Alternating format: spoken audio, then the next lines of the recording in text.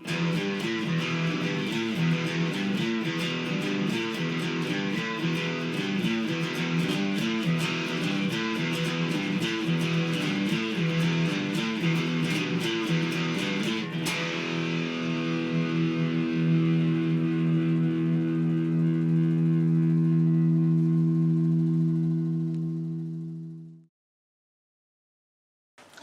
tal amigos de la página Creación con la Historia? Hoy día nos vamos a dedicar a hacer una clase para todos ustedes y gracias a sus pedidos, a sus comentarios, a sus sugerencias vamos a explicar hoy día el tema sobre el virreinato del Perú. En esta primera parte del programa vamos a explicar lo que es los antecedentes y el origen, para pasar después a explicar sus aspectos económicos y finalmente el aspecto social. Dejaremos para otro programa el aspecto político y cultural, ya que el tema del virreinato del Perú es tremendamente amplio. Antes de nada quisiera mencionar una pequeña advertencia. El quien habla, si bien es cierto es historiador de carrera, no es un especialista a grueso modo en el aspecto riguroso de todo este proceso de la época virreinal o colonial. Así que lo que voy a explicar son unos aspectos muy generales, una especie de introducción a entender el tema del virreinato. Es un poco todo lo que he trabajado a lo largo de mi época de docente. Bien, vamos entonces a empezar. Entre 1542 y 1824, casi 300 años de nuestra historia, el Perú fue virreinato de España. Esto es importante entenderlo en la medida que el virreinato se entiende como una forma de organización política, ¿ya? O sea, la primera idea del virreinato, entenderlo, es como una forma de organización política que va a ser creado o creada, ¿no? Creada por la llamada metrópoli. ¿Qué cosa es la metrópoli?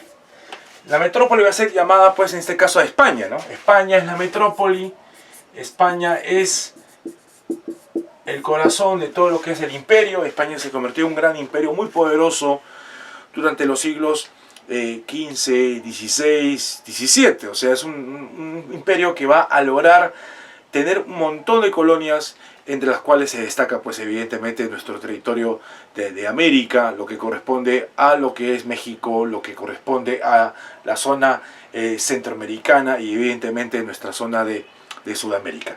Entonces el virreinato fue una forma de organización política creada por la metrópoli y España, y que este virreinato va a ser creado el año 1542 con un documento que se llama las famosas Nuevas Leyes de Indias, ¿no? Las Nuevas Leyes de Indias, o conocidas como las famosas Ordenanzas de Barcelona, ¿no? Ordenanzas de Barcelona. Ese es el nombre del documento que se logra establecer para crear el virreinato. Ahora, es importante plantear unos antecedentes porque el virreinato, si bien es cierto, se crea el año 42, ¿qué sucede, por ejemplo, desde la época en la cual Pizarro y sus huestes llegaron al Perú en 1532? ¿Qué es lo que va a ocurrir? Lo que va a suceder es que tanto Pizarro como Almagro van a lograr ser gobernadores. Y ese es un aspecto importante porque antes del virreinato lo que habían eran gobernaciones. O sea, se establecen gobernaciones. Estas gobernaciones en el territorio de Sudamérica son dos, ¿sí? La de Nueva Castilla y la de Nueva Toledo. Nueva Castilla y Nueva Toledo. Gobernaciones que van a estar en disputas por el control del Cusco. El Cusco es el corazón del imperio del Tahuantinsuyo. El Cusco es el lugar donde se concentran las mejores tierras. Se dice que ahí estaban los tesoros más importantes, el oro, la plata, por ejemplo, que tanto codiciaban los españoles. Y entonces esto da origen pues a lo que se conoce como las famosas guerras civiles. Las guerras civiles, ¿no? Entonces las guerras civiles viene a ser también un antecedente del proceso previo a la creación del virreinato, ¿no? Las gobernaciones, las guerras civiles, las contradicciones que sufran los invasores por el control de los tesoros, por las riquezas, va a dar origen a las guerras civiles. Las guerras civiles usualmente se van a dividir en tres momentos, ¿no? Un momento es la guerra entre pizarristas y almaristas, que justamente es lo que se está dando en ese contexto.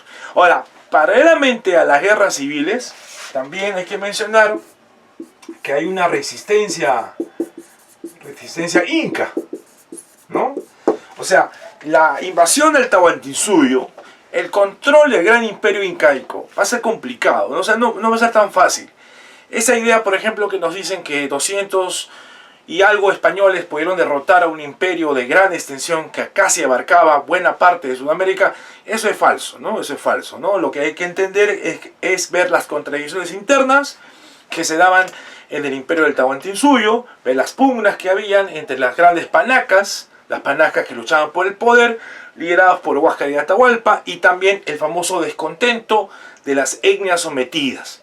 Este descontento de las etnias sometidas hacen lograr que un montón de grupos étnicos apoyen a los españoles para acabar con los incas. Entonces los incas son derrotados por el descontento de las etnias, por el colaboracionismo que va a lograr recibir los españoles. Pero también hay un sector que ofrece resistencia. O sea, los incas no van a ser, digamos así, conquistados, controlados fácilmente. Hay un conjunto de hechos que se dan justamente en este proceso paralelo a las guerras civiles. Estamos hablando en especial de las luchas que libran los famosos generales de Atahualpa, y también lo que es los famosos incas de Vilcabamba. Los incas de Vilcabamba, siendo como principal promotor el que inicia esta historia, que es Manco Inca. Entonces encontramos, ¿no?, hechos previos a la creación del virreinato, la resistencia incaica, correcto, está también el tema de las guerras civiles. La misma fundación de Lima también es previo a entender a los antecedentes. En 1535, el 18 de enero, se funda Lima. Lima es fundada por criterios básicamente estratégicos por parte de los españoles. Lima es fundada para poder acceder a una parte marítima y de repente, ¿no?, si se daba la posibilidad de que la resistencia incaica o las luchas entre de los grupos étnicos podrían desfavorecer a los españoles, entonces los españoles podían inmediatamente arribar los barcos e irse del Perú, ¿no? Por eso que Lima va a ser fundada cerca al mar, cerca de la salida del mar. Y otro aspecto es, también Lima es fundada por el criterio también de ser necesario buscar un lugar cerca al mar para poder sacar todo lo que son las riquezas del Perú, ¿no? Todos los metales preciosos en especial. Muy bien, entonces, la corona española se da cuenta de todos estos problemas, especialmente las guerras civiles, que como que las gobernaciones habían logrado ser origen de enfrentamientos. La corona española se dio cuenta de todas estas cosas y decide entonces crear una administración centralizada, porque esto es lo que significa esta organización política, es una administración centralizada, que parte desde España hacia lo que son los territorios de América. Estamos mencionando que estas nuevas leyes de Indias van a permitir justamente crear virreinatos. Tenemos acá dos, el del Perú, ¿sí?, el del Perú, y también el de Nueva España. El de Nueva España va a ser el virreinato de lo que hoy día es el territorio mexicano, ¿no? Ahora, dentro de estas nuevas leyes de Indias, vamos a un poco ya dejar un poco de lado lo que se mencionó. Dentro de estas nuevas leyes de Indias también hay un detalle importante.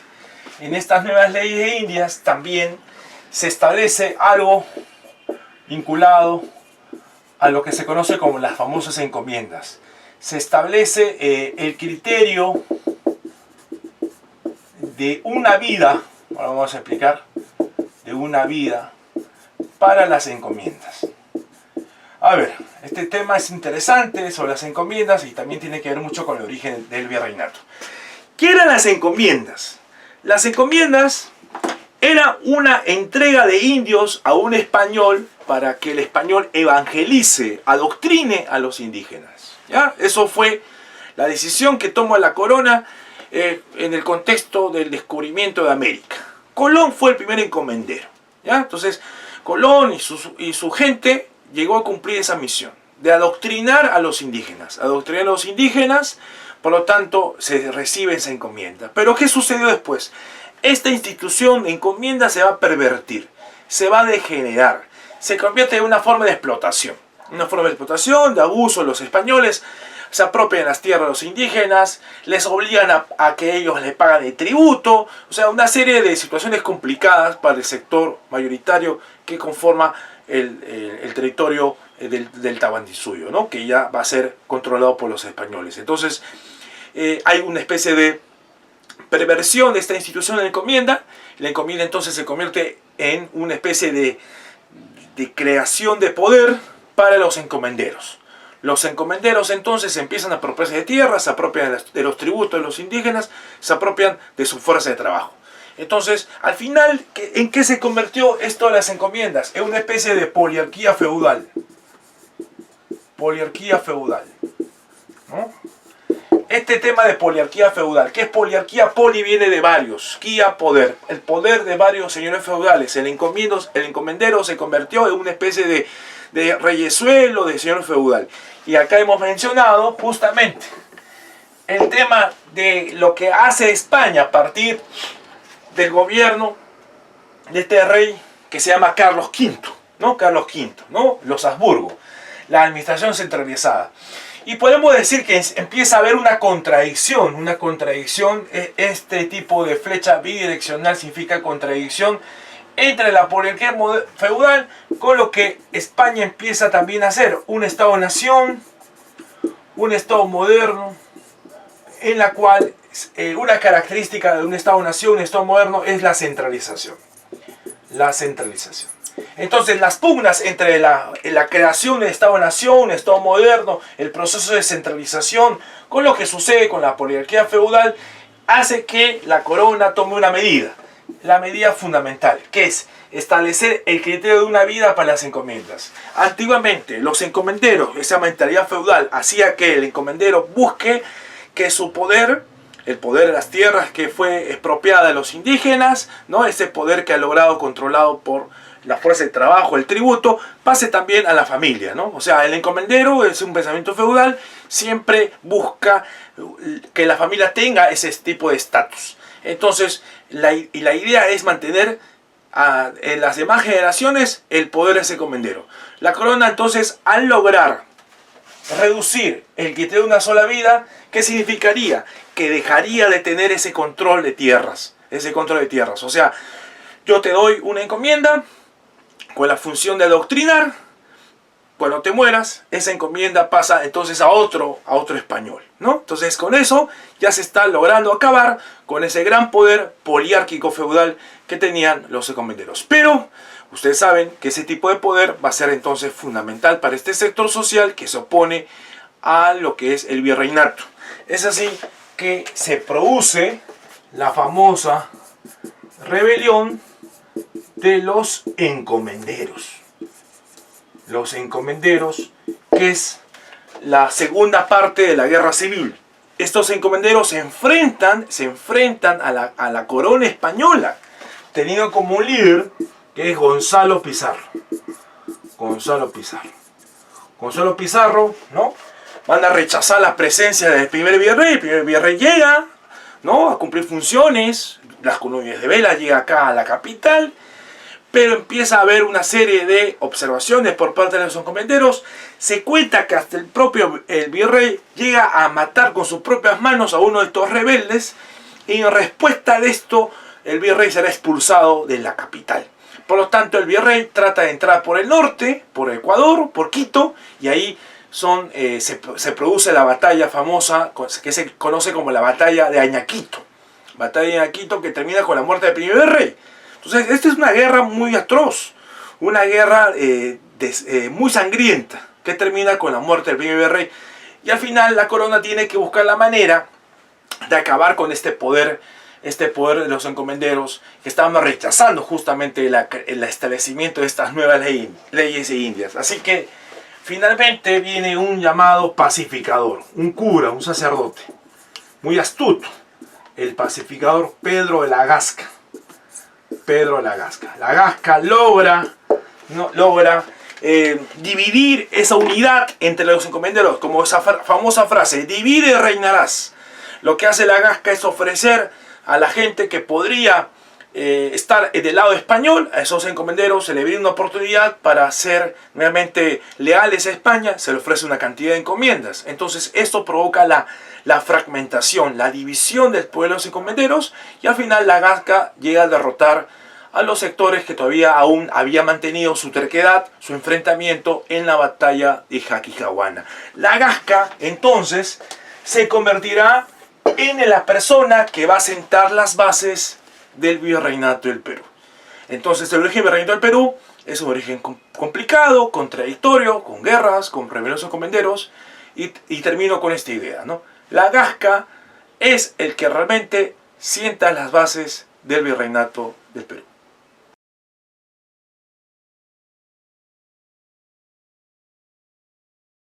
Muy bien, ahora pasemos a la parte económica del virreinato.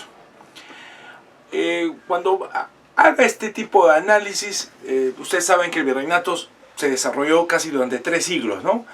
Lo que voy a explicarles a ustedes es un poco el tema de la organización económica, especialmente lo que corresponde al siglo XVI y el siglo XVII, ya que el tema del siglo XVIII se deja a lo que corresponde a las famosas reformas borbónicas. Bueno, para empezar, dentro de los aspectos económicos hay 4 principios. Primer principio, mercantilismo, que se refiere a la acumulación de metales preciosos, ¿no? La acumulación de metales preciosos. Y tiene que ver con la minería, que es una de las principales actividades que se desarrolla durante la época colonial y de mucho interés por parte de España. El segundo principio es el monopolio. El monopolio, ¿qué implica? Que solamente España puede relacionarse con sus colonias. España se relaciona con sus colonias. No puede haber otro reino como Inglaterra, como Holanda, como Francia, que trate de relacionarse económicamente con sus colonias. Solo lo puede hacer España. El exclusivismo está en relación que España logra tener puertos determinados para poder transportar y para poder lograr llegar estos productos, ¿no? Son puertos exclusivos. En el caso de España había el puerto de Sevilla.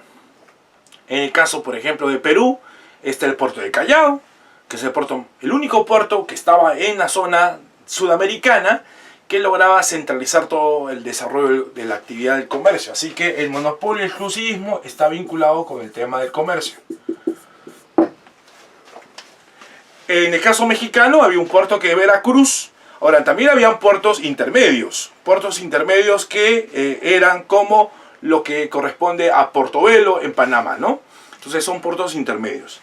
Y en el caso de intervencionismo es cuando España regula la producción que se da dentro de América. La regulación de la producción, podemos plantear que estos son manufacturas. Entonces, tenemos ahí principios: mercantil, el monopolio, el exclusivismo y el intervencionismo. Por otro lado, podemos mencionar que también la base económica del desarrollo virreinal viene a ser la agricultura, ¿no? La agricultura.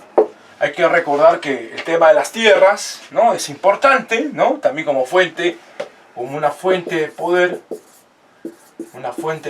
No es solamente el tema de los recursos minerales, sino también el tema de las tierras. Hemos visto ya en el segmento anterior cómo las tierras son las causantes de las guerras civiles. Las tierras también entonces empieza a ser fuente de poder. Muchos españoles se convierten en grandes hacendados, grandes terratenientes, gracias a una serie de impuestos inclusive que la corona exige que se pague. Por ejemplo, el tema del impuesto conocido como el cabezón, o lo que es la composición.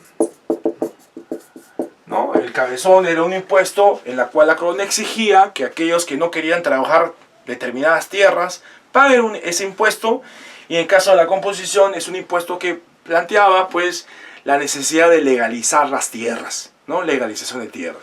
O sea, en torno al tema de las tierras entonces era muy importante. Habían entonces hacendados españoles, ¿correcto? Y que buscaban también mantener su poder hacia sus demás, digamos, descendientes. A diferencia de lo que ocurre el día de hoy, ¿no? Por ejemplo, si una familia, papá, mamá, tiene 5 hijos, los padres mueren, los bienes se reparten de manera equitativa entre los 5. En el caso de la época virreinal, esto es diferente. En el tema del poder, ¿no? Que era básicamente sobre la base de estas tierras que estoy mencionando, está el tema del mayorazgo. El mayorazgo, ¿qué era el mayorazgo? El mayorazgo era que el hijo mayor, el primer hijo, era el que recibía esas tierras de parte de su padre hacendado. Y el hijo mayor era el encargado de mantener a sus demás hermanos, ¿no? Al segundón, al tercerón, ¿correcto? Entonces esa era la forma de cómo se mantenía, digamos, en cierta medida, la posición económica de dos padres que han fallecido a través de su descendencia. Entonces es el tema de la fuente de poder de las tierras. Y con respecto al tema de la agricultura, también mencionar que es una especie de encuentro, ¿no? Un encuentro en donde los recursos de América llegan hacia Europa, un intercambio de productos, como también los recursos que tiene Europa llega hacia acá, lo que es el Perú, ¿no? Tenemos una serie de elementos que van a llegar, ¿no? Lo que es, por ejemplo, el azúcar, ¿no? Lo que es, por ejemplo, el trigo, ¿no? Entonces son productos que llegan, la uva, el limón, que es un producto que viene de la zona de Oriente, pero es traído por los europeos. Entonces, cosas que de repente alguna vez se sorprendan, ¿no? Cuando uno dice, por ejemplo, el ceviche es peruano, técnicamente no es tanto así, por ejemplo, porque el limón no es oriundo de acá. O sea, el limón, por ejemplo, no es algo que se había logrado cultivar en la época prehispánica. Más bien, el limón viene desde la zona del cercano oriente, los españoles traen, y la cosa curiosa es que ese tipo de acidez que tiene el limón se genera por el tema de las tierras que son cultivadas en este lugar. Entonces, a veces algunas precisiones o algunos tecnicismos son importantes lograr explicar, ¿no? Entonces, la uva, por ejemplo, la producción de vino no había pues en la época del Tahuantinsuyo, ¿no? La gente tomaba chicha. Entonces, la producción de vino también llega acá, ¿no? Entonces, la uva, la vid, ¿no? Ahora que estamos hablando del tema del consumo, una de las cosas que más se consume aparte del vino en la época colonial es también chocolate. El chocolate sí es de este continente, ¿no? Que se trae o bien de la zona mesoamericana o de repente de Colombia, ¿no? Entonces el chocolate se convierte en una especie de consumo por parte de los españoles, Entonces hay una especie de intercambio de productos, igual los productos de acá llegan hacia la parte de Europa, ¿no? Lo que es la papa, por ejemplo, el camote, ¿no? Que evidentemente hay una serie de aspectos de menosprecio al consumo inmediato. O sea, los europeos no consumen de manera inmediata lo que es la papa, sino esto es producto de ciertas circunstancias históricas que de repente llegaremos a conversar en un momento determinado. Igual con el tema de los animales, ¿no? Por ejemplo, el cerdo, no había cerdo antes en el Tahuantinsuyo, llega el cerdo acá, igual que el caballo, como lo que conocemos, los caballos, el cerdo, el gallo, la gallina, por ejemplo, son los animales que llegan hacia lo que es el territorio peruano. Muy bien, ahora, en cuanto a estas actividades económicas, vamos a pasar al tema de la minería, por ejemplo. La minería. La minería es la actividad más importante para los españoles, para la corona, ¿no? La minería se establece a través de ciertos yacimientos. Tenemos acá el yacimiento de Potosí, por ejemplo, que es el más importante yacimiento de plata, que está en Alto Perú. Tenemos el yacimiento de La Icacota, ¿no? La Icacota, que está en Puno, que es un yacimiento que es de extracción de oro. También tenemos el de Huancavelica, que se extrae lo que es azufre, ¿no? O mercurio. El azufre y mercurio sirve para poder limpiar las impurezas de los metales preciosos. Inclusive acá en la actividad minera hay una técnica que se logra crear, que es la técnica de la amalgamación, ¿no? Amalgamación. Una técnica que nace acá en Perú, que sirve para limpiar las impurezas de los metales preciosos, ¿no? Entonces, el tema de los yacimientos no son los únicos, también está Castrovirreyna, por ejemplo, Santa Bárbara, ¿no? Son otros centros mineros que empiezan a aparecer después de algunos de los años. Y por otro lado, en torno al tema de la producción minera, también la corona había planteado un impuesto. Un impuesto que se conoce como el famoso quinto real. El 20% de la producción minera se paga a la corona española. Y una forma de extraer estos recursos mineros, una forma de explotación, es lo que establece el Virrey Toledo, la mita minera, que es el trabajo obligatorio, especialmente de los indígenas, la mita minera, para poder extraer estos recursos minerales, ¿no? La mita minera. Ahora, claro, hay excepciones. Se dice que hubo un virrey, que es el conde de Lemus, que es el que va a eliminar durante su gestión la mita minera. También había otro tipo de complementos, el trabajo de lo que se conoce el tema de la minería. También, por ejemplo, había el doble turno, que es el huarache. El doble turno, ¿no? Por ejemplo, también si un indígena no quería mitar, pagaba una especie de dinero, ¿no? Que eso se conoce como la mita faltriquera, ¿no? Entonces, algunos aspectos vinculados al tema de la minería, como lo estoy presentando en este momento. Ahora, con respecto al tema del comercio. El comercio virreinal. ¿Cómo era el comercio virreinal?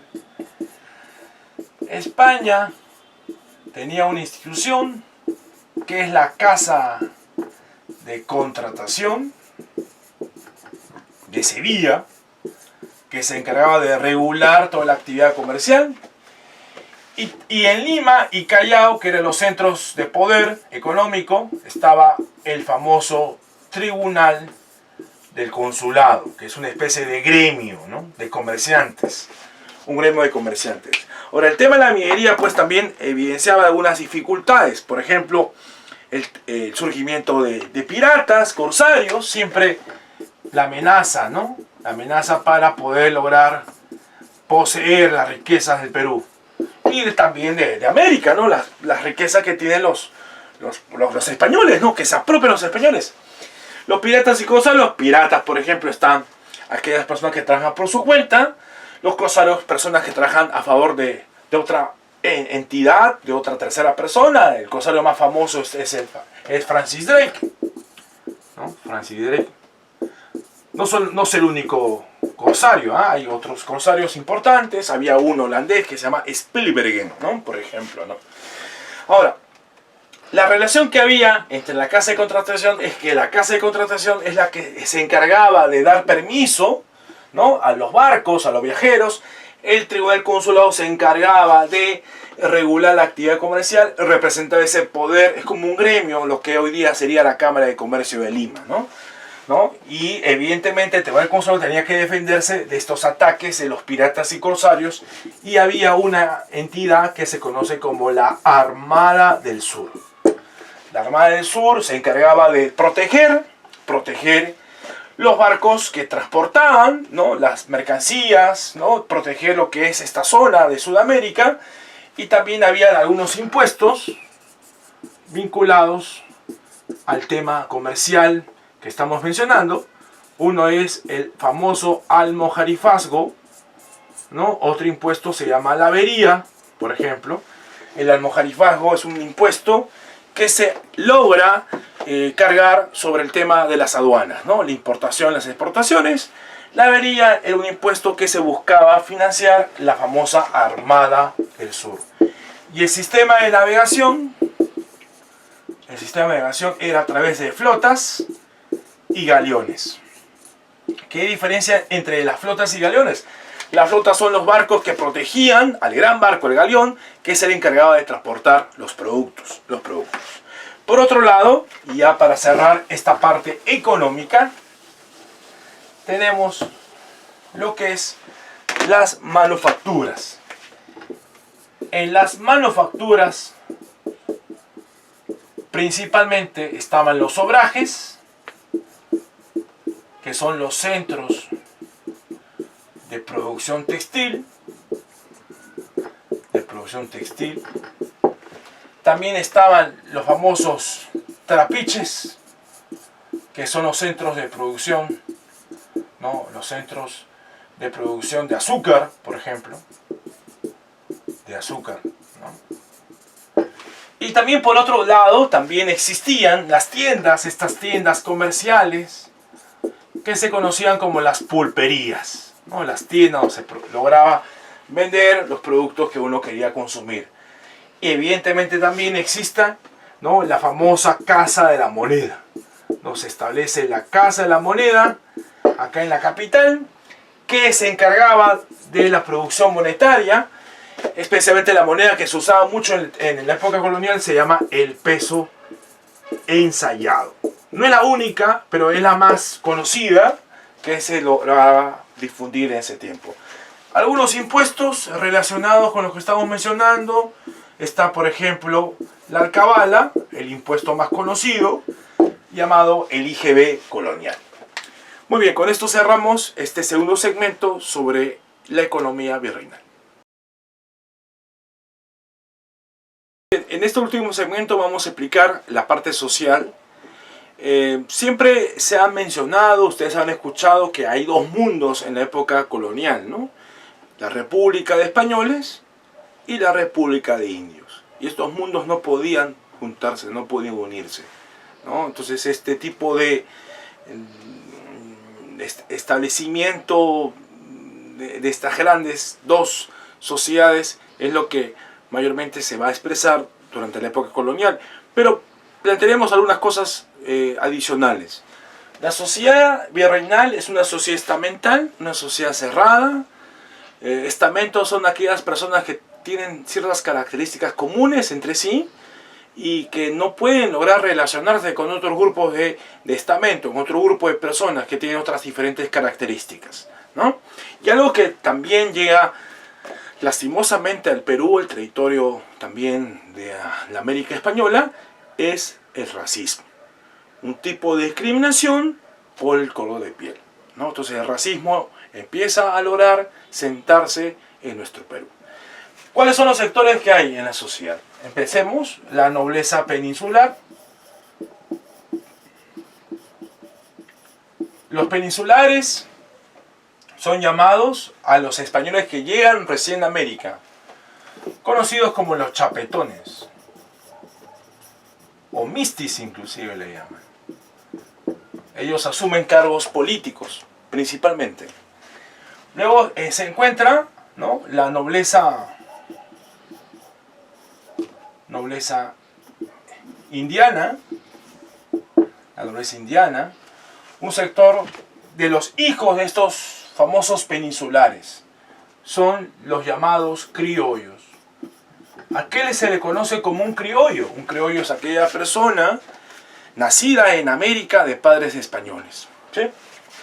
La nobleza indiana. También existe una nobleza indígena. ¿Quiénes son los nobles indígenas? Son los que van a ser conocidos como los famosos caciques. Estos caciques son intermediarios. Se usa como autoridades para poder lograr conectar esos dos mundos que mencioné hace un rato, ¿no? La República de Españoles, la República de Indios, ¿no? Los intermediarios, la nobleza indígena. Estos caciques van a ser educados, hay colegios especiales para ellos. Los caciques también tienen inclusive hasta propiedades, ¿no? Los caciques van a inclusive recibir un salario por su cargo, ¿no? Luego hay un sector que no es oficial, pero sí se encuentra. Se le llamó con el nombre de castas. ¿Qué son las castas? Es un término que que buscaban menospreciar a estas uniones que no estaban permitidas. Estos grupos estamentales se van al final a relacionar. Inclusive el mismo Francisco Pizarro tuvo una hija, resultado de una relación que tuvo con una noble indígena. Las castas van a existir y se le va a llamar así, ¿no? Con ese término, ¿no? Castas, ¿no? Donde están los mestizos, donde están los mulatos, los zambos, los cholos, y así, mientras más se mezcla, hay nombres despectivos, ¿no? El virrey Amat había logrado mandar a hacer unas pinturas con una función especialmente didáctica para hacer conocida estas uniones que habían entre estos grupos sociales, ¿no? Conocido lastimosamente con el nombre de castas. Se encontraban también los indígenas,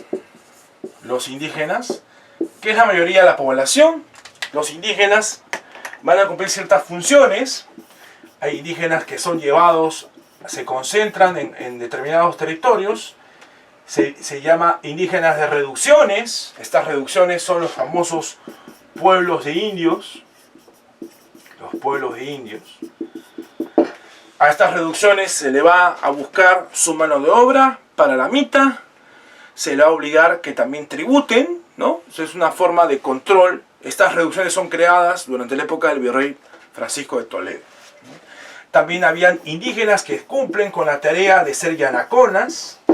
Los yanaconas son los siervos, los que trabajan en las tierras, los españoles.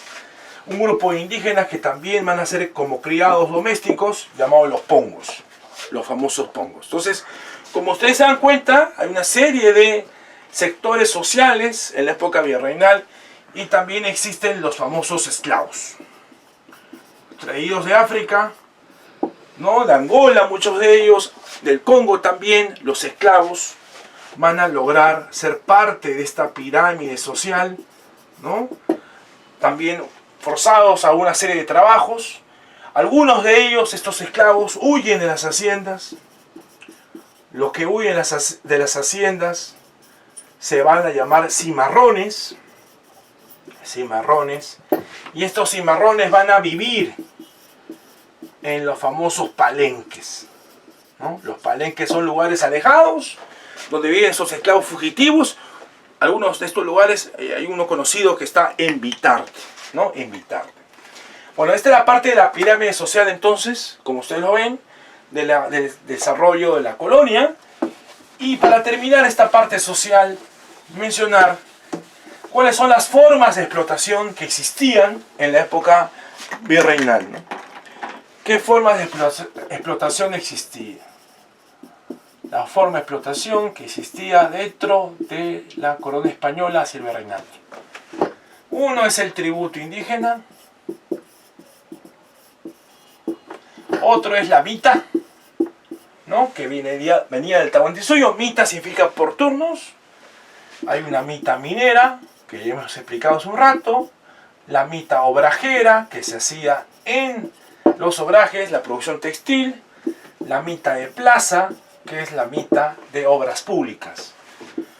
También está el yanaconaje, que es la servidumbre indígena. El pongaje, que es, ¿no?, la servidumbre doméstica. También se encontraba la esclavitud. También se encontraba lo que son los famosos repartos mercantiles. ¿Qué son los repartos mercantiles? Es lo que se le obligaba al indígena a comprar productos de segunda mano que el español traía a las reducciones, pañuelos de seda, zapatos de español, espejos, por ejemplo, perfumes, que el indígena se vio obligado, ¿no?, para comprar estos productos. Es decir, había una serie de sistemas de explotación que había en la época virreinal. Muy bien, con esto hemos cerrado esta primera parte de la clase que ustedes han sugerido, ¿no? El tema del virreinato, origen, economía y sociedad. No se olviden de compartir, hacer el like. Si les gustó el video, por favor compartan y no se olviden de seguirnos en la página Creciendo con la Historia. Nos vemos muy pronto.